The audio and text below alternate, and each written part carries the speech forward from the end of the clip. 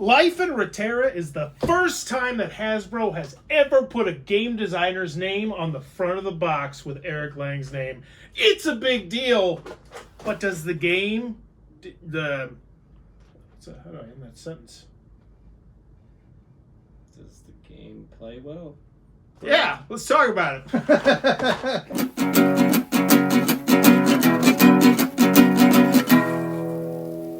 What does that even mean, Bauer's Game Corner? Ahoy there, YouTube! I'm back again today for another Thoughts in the Corner. I'm here with my good friends Ronnie and Adam. Yep. And we're talking about Life in Reterra. This is for 2 to 4 players, ages 10 plus. Take you 35 minutes to play. And in Life in Reterra, this is a tile placement game. We're going to take it to the table, I'll show you exactly how it plays, and then we'll give you our thoughts on the game. Alrighty, then we're going to take a look at what you're going to get inside of Life in Reterra. Now, I've got a 2-player game set up right here, but we'll go over the components, then we'll get a little bit into the gameplay. So first we have our handy-dandy rule booklet right here. It is 16 pages, double-sided, full color, full pictures, illustrations, examples, except for the back page, which is, I hate you so much, Hasbro, for doing that. And like, why not put useful information here? Something here. There's totally stuff that could be here that are not. FAQs, whatever. Other than that, though, it's a very well done rule booklet, I would say, and it feels like, listen, yeah, you don't expect to hear that sound on your rule booklet. Lots of pictures, illustrations, examples, very well done, and QR code right there at the very beginning. It says parents scan here for an instruction video. You know what? Adults use that too. I feel like that was a Hasbro decision. I could see Eric Lang like, do we have to put the parents part? They're like, yeah, we do, Eric. Now shut up. I don't think that was how that went down, because moving on to the rest of the components, it looks like it's a Kickstarter deluxeified version of this game. Look at this. Look at these. Look at these inserts. These trays. Look. You ready? You ready for this?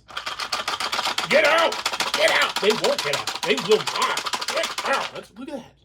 So 2 of these you will not be using, at least in your first games, and I'll explain that a little bit later. These ones you'll set off to the side, but for right now we're just using box 1, which is actually clearly labeled on there.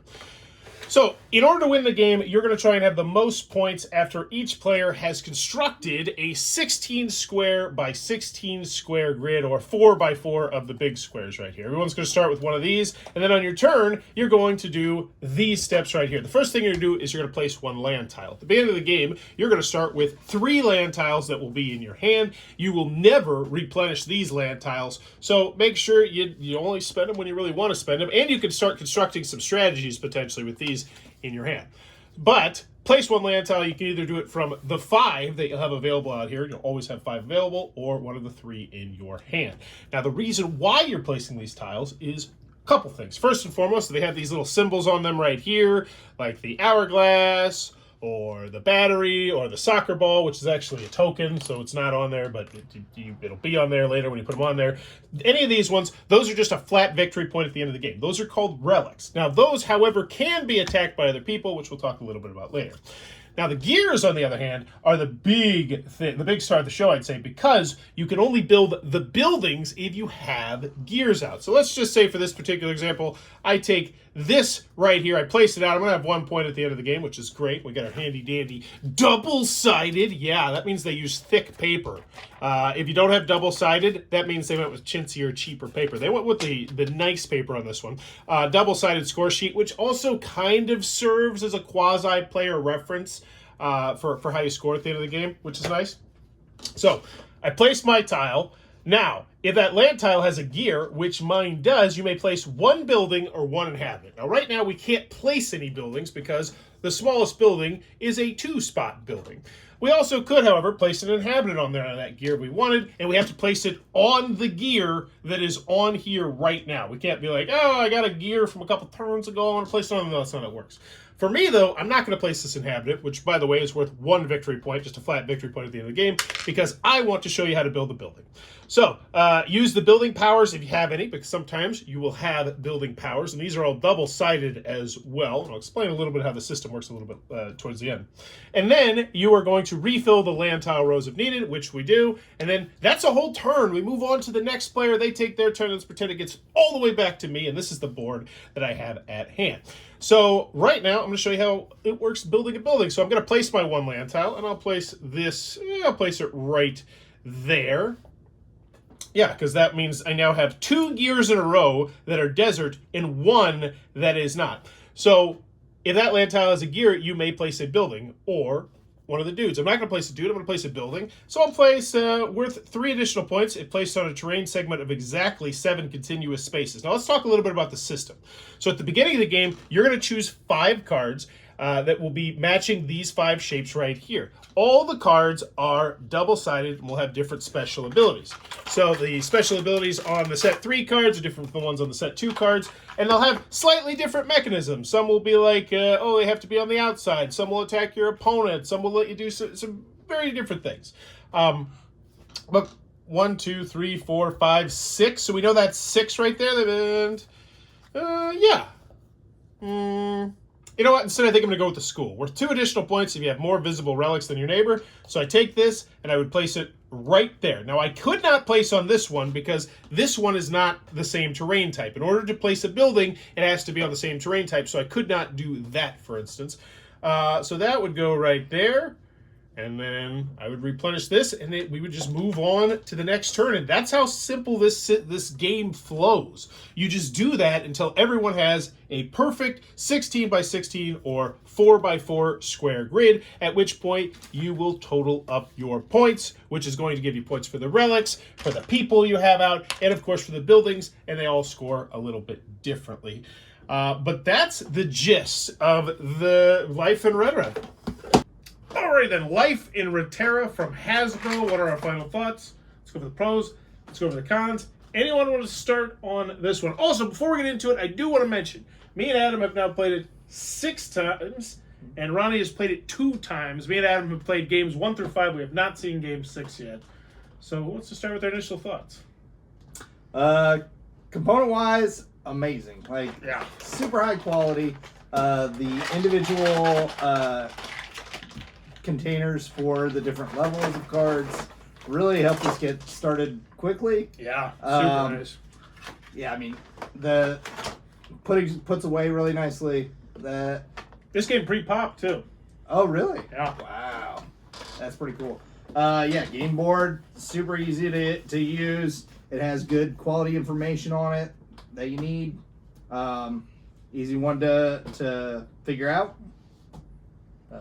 Well done how to play video as well, and they even mention it right at the beginning of the rule booklet too, which I like as well. I think it's like 6.5 minutes, and yeah, got us going really easy.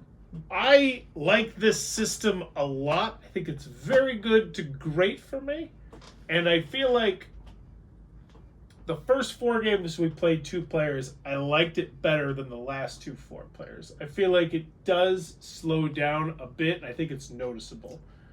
Definitely does. And with the 4 players, I noticed there's just a lot of stuff that you can do. Like with the 2-player game, like there's only 2 of these. So, like, knife fight they and get a out there. phone booth, yeah. They can go out real quick, and there's only like 1 of the markets. So yeah, in a 2-player game, definitely plays a lot faster. Definitely a lot less things that you can do, like availability. That's an interesting. I have only played the 4-player version, and I would like it a lot more in the 3 or the 2-player version. Even though I know that, even though I haven't played it, because in the 4-player version, it has one of my least favorite mechanics in all games, Neighbors. where your position at the table matters. So like you can attack the people to your left and your right, and I don't like that in any game. But that wouldn't happen in a 3 or 2-player game. So I probably like it more as. And there are quite a few cards that will like screw with your neighbors. This will take that a little bit, where you're sending junk over to people's. I still think, because I definitely didn't like it as much as both of you. I did like it. I'd be happy to play it. I'm not sure I'd buy it. It's sort of my feelings on it. But I am super impressed by the quality of the game. All the pieces are super nice.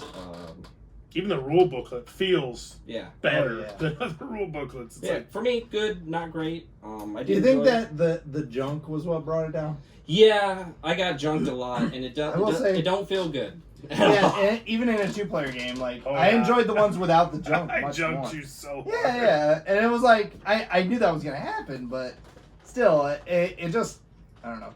But no, It, I mean, it really seriously, took it down being able to remove the attack neighbor people. thing, remove the junk thing. I mean, I probably love this game, but that the junk brings the fun level down significantly for me.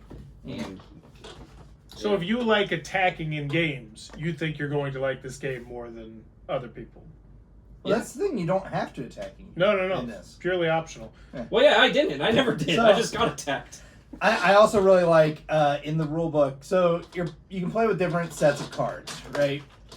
In the rule book, back of the rule book, it has where you can write down like if you play with a good set, like you can just randomize them or whatever. But if you play with a good set that you enjoy, like you can write those down. Yeah. There's a spot to write it down so that you can go back to that game that you really enjoyed. They also have those prepackaged sets that we haven't played. If you want it really peaceful, like to. you can go in there. You make it peaceful. You Yep. can make it more confrontational. Lots of variety. Okay, so I'm going to ask for a number on this one because I definitely feel like we're all over the board. I think I am very, very good. I'd go like a 7.8, almost great. I think with an expansion in this. Because I feel like after seeing, because we've seen everything except for one card, so we flipped around and we looked at it. Mhm. I was hoping for a little bit more different. Like, I felt like it started off 1, 2, 3, 4. I was like, oh, wow, this is different every game, and it had a different flow. Then we got to 5 and 6. Like, yeah, starting to feel a bit samey. But the thing is, like, when you combine them in different ways, like, this Could building be. is going to play off that building in a different way. You know? I guess I just wanted them to jump the shark a little bit more. I just wanted, like, some really crazy... I wanted something crazy out there. I wanted a little bit more. Yeah. Which I imagine they will have in the expansion. There's room for more tiles in all these, and this is a really cool system. Like, I think if this goes well, there's no limit to how much they can add to this. More tiles, more cards, more pieces. Like, I think I'm at a 7.8. I think it's very, very good. Yeah. I'd go a little less than that. 7.5, 7, somewhere in that range. It's just... I don't know. I really enjoy it when I'm playing it, but when I think back on it, it's like, yeah, there are other games that I'd rather play. I think it also didn't help us tonight that we played this, that we played another game that was very clearly like a system game. You know what I mean? And that game kicked this game's butt. Well, maybe it's a matter of circumstance. Could be. Yeah. I'll put it like this. Were you hotter on this game after our first 4 games than after our last 2 games? Yes. Okay, So me too. maybe it's just a 2-player situation. Could be. It could be that it's better at 2 players. I've only played the 4-player, but I'm confident it's better at 2-player. Do you think anyone would like it better at 4? Doubtful. Because it's not like you have, like, yeah. I'm trying to make an argument for 4 players. Yeah, just gonna take more time. You're gonna wait on people to do things. If they're I can see across 3 from players, you, they're not affecting but you at all. Not 4. Yeah. I'd say this is probably best 2 or 3. Yeah, I think I'd like it better 2, 3 players. I think it's just there's so much options. I think you mentioned that too. Right. But overall, I think we all enjoyed it. Yeah, I mean, I'd give it about a 5. But Wow, damn. Okay, That's right, mid ground. Okay. So Life in Reterra, a community rebuilding it, but I'll put it like this. I think this is definitely what I'd recommend people to try. Oh, out, for though. sure. Absolutely. I think if you're newer to the hobby, I think this would go really well. I feel like, Yeah. like when I first thought it, I was like, man, this could be a lot of people's gateway game. Like if this were at a Walmart, people picked it up and they watched that video, I think this could be a lot of people's gateway games. Oh, absolutely. Yeah, nothing in it is super complex. I mean, the iconography is really good, so it's easy to see and understand what's going on. I can see Gateway. And I definitely do think that I would highly recommend this if you're only looking at 2 players. I think at that point, I think it would be a great game. It's so quick, so smooth. Just anything else? Life in Reterra. Oh, the big question at the end. I was asked this: if I were going to hand it to you, would it earn a spot in your collection right now? Yeah, I think so. Yeah. I would take it for free. Yes, I would not pay for it. I also will take it. I think my kids are going to like it an awful lot, and I hope it comes out with expansions because I really would love to see just that'd be cool. more variety and with more stuff. Like maybe you open it up to a 5x5 grid. That'd take forever at 4 players though. But yeah. Let me know in the comments below what's your thoughts on Life in Reterra if you've played it, and if not, what's your favorite game that has more than 3 expansions? Go big. You got Catan, you got Dominion, you got Carcassonne. Scythe, I guess. Yeah, Scythe's got. Scythe. They get the. Do they have more than 3? Yeah, they do. Yeah. Not bust your balls about it. Eldritch Horror, Arkham Horror. Oh man, what do I want? I'm gonna go with. Oh yeah, I'm gonna go with the Missionary of board games and go Dominion. I thought about that one. The only one that comes to mind at the moment is Cosmic Encounter. Ooh, it's a good one. You definitely have all. I guess I have most of the expansions. I forgot they came out with new ones after. I feel like I like Cosmic Encounter less than anyone else. I know. Yeah. I've not had a good time playing. Somebody's got to be wrong. The most. Let me know in the comments below. As always, thanks for your time, YouTube. Sounds like you're a bad negotiator. This video is brought to you by all of my amazing Patreon supporters, and I would love it if you would join their ranks and have your name immortalized in the end of many of my videos for the end of time. But consider for only $1 a month, and as always, thanks for stopping by.